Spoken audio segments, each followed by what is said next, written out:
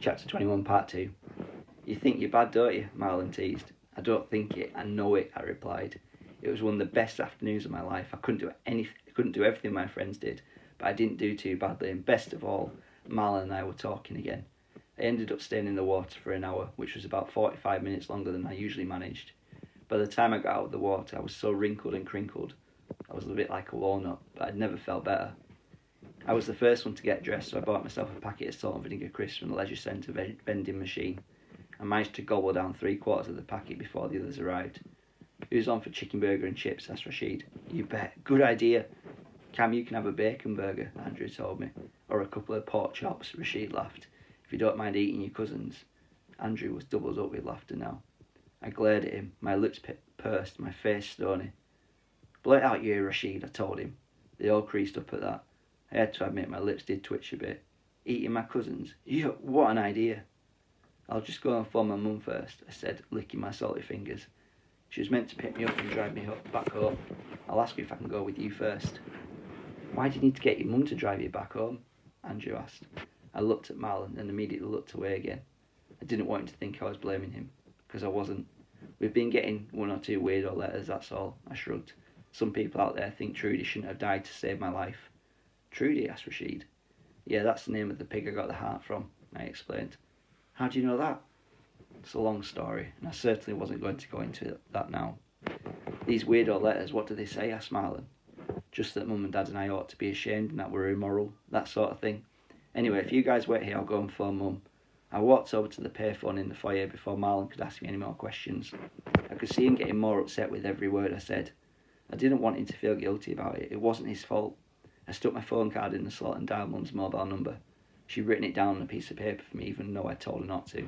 I was convinced I'd remember it, but in the end it turned out to be just as well as she did.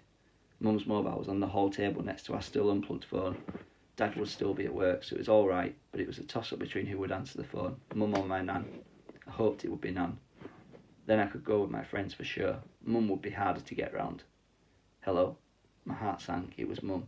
Hello, Mum. Can I go for a burger with Marlon and the others? I asked. Cameron, I don't think that would be a good idea. Mum's reply was immediate. Please, Mum, I begged. I'm fine, and besides, no one except my friends knows where I am. Please, can I go? Please. And how would you get home?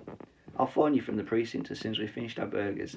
Then you can come and pick me up, I said eagerly. I don't know, Cameron. Please. There was a long pause. Okay then, but you're to phone me within the next hour without fail, Mum said sternly. Do you understand? Thanks, Mum. The next hour, Cameron, I mean it. Yes, I know. And be careful, your face has been all over the telly and the newspapers. Someone might recognise you.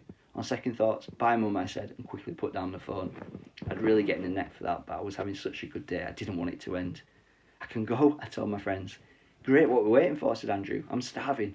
And we all headed for the exit. I'm sorry about all those weirdo letters you've been getting, Marlon said as we walked out of the leisure centre. You didn't write them, so it's not your fault, I said. But if I kept my mouth shut, let it go, Marlon, I smiled. I have. Marlon looked at me and smiled back. I made a fist and playfully tapped him on the jaw. He made a fist and did the same.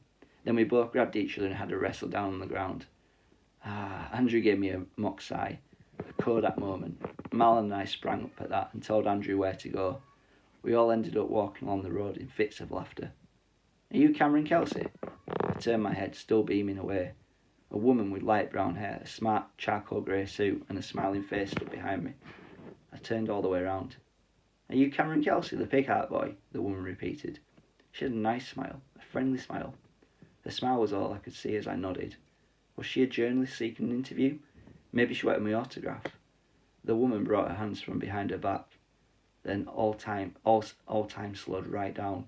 I could see everything, hear everything, because each second seemed to last so much longer. I was surprised to see she had a bucket in one hand.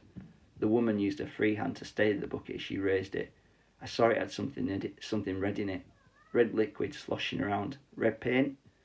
Some of the liquid spilt over the side of the bucket and hit the pavement, splashing up onto my white trainers. The woman raised her bucket higher. Suddenly aware of what was about to happen, I raised my hands in protest. I opened my mouth to say no, and in that moment I was drenched. The red liquid hit me full in the face like a stinging punch. It filled my mouth and stung my eyes, and it ran down my face like a red river. Only it wasn't paint. I could taste it. It was blood. Murderer! Murderer! Murderer! The woman kept screaming at me over and over, over and over and over. I spat and retched all over my shoes and the pavement. My salt and vinegar crisp mixed with the blood at my feet. Wiping the blood out of my eyes, I stared at the woman. Murderer!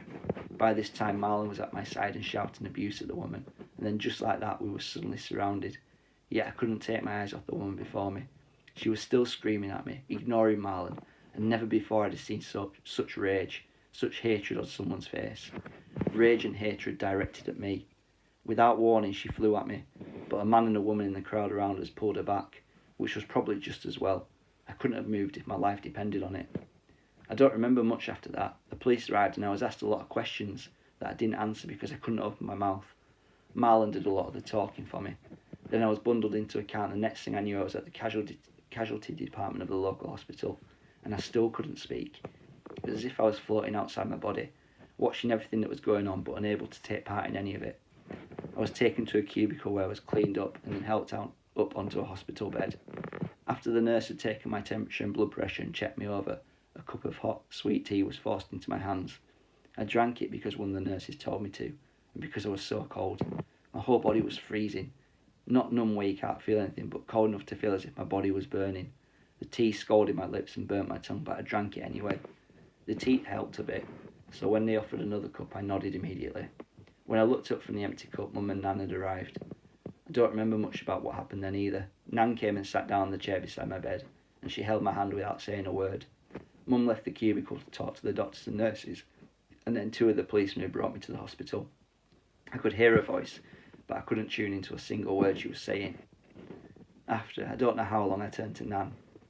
I want to go home now, please, I said. Nan stood up and put her arm around me. Nan, I whispered, was it worth it? She instantly knew what I was talking about. Cameron, only you can decide that, she told me. Would you have done it? What, had the heart transplant operation? I nodded. To be honest, I don't know, Nan replied. But I don't think so. I don't think I'm as brave as you. Funny, but that was just what Travis had said. I remembered how I cut him dead and swanned off. Andrew was right. I was no better than Travis. I slid down until I was more lying than sitting and pulled the white cellular blanket up over me. Inside, I was still cold. I'm not brave, Nan. Stupid, maybe, but not brave. Don't say that, Nan rounded on me at once. It took a great deal of courage to go through with that operation. Desperation, you mean? Cameron, that's enough. The woman earlier was obviously a couple of eggs short of a full breakfast. Are you just going to curl up and give in now? Are you going to let her do that to you? Long moments passed as Nan and I looked at each other. Finally, I forced a smile. I suppose not. Pardon? I guess not. I still can't hear you. No, I replied. We both started laughing at that. Nan had heard my first answer. She just wanted me to say it until I believed it. As my smile faded, I did feel slightly better, but I still didn't have the answer to my question. I still didn't know if this was all worth it. I wondered if I ever would.